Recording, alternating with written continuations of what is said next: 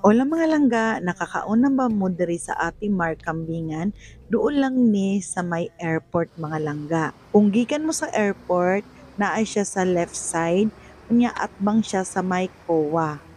Sikat ni siya nakananan diri sa mga palibot guys, like mga pulis, like sa mga nagtrabaho sa airport o mga office diri, dool sa may buhangin, sa may panakan, daghan kaayo nagakaon diri mga langga na men and uniform.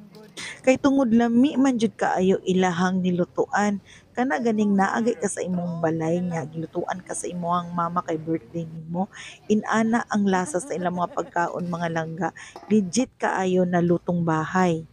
Naapod sila diri mga kakanin, naapoy mga desserts at saka mga pasalubong. Unya guys, lami jud kaayo diri ang ilahang kambing, ang ilang hinalang like kani siya mao ni ang balbakwa. Perting lami guys, tan-awan ninyo oh. Uy, gauyog-uyog jud kaayo guys sa mga gusto og balbakwa. Lami kaayo ni i-try ninyo mga langga nga init pa kaayo ang sabaw na makalimot jud mo sa inyong pangalan. Ug kani man naman pod mga langga ang bulalo. Unya kini ang sinampalukang kambing. Muni akong gi-order mga langga kay paborito man nako ni sa una dili ko nagakaon og kambing pero kani ilang luto dili nimo malasahan ang langsa sa kambing. Usually jud langsa jud ang kambing pero sa Ate Mars dili nimo malasan lami kaayo ug mao ni ang mao ni mga langa ilang hinalang ug kini ang ilahang papaitan na paborito kaini sa mga driver kay para mapait-pait ang ilang lasa.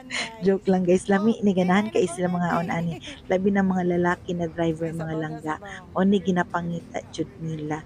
Unya karon sayo pa manggod mi nag-anhi dere, gamay pa kaayo ang tao.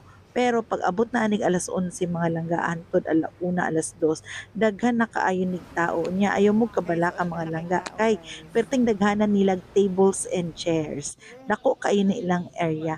Mo ni mga langga ang akong gi-order o nag-order ko og beef steak, tapos kinilaw, unya katong hinalang na kambing kay mo na akong paborito.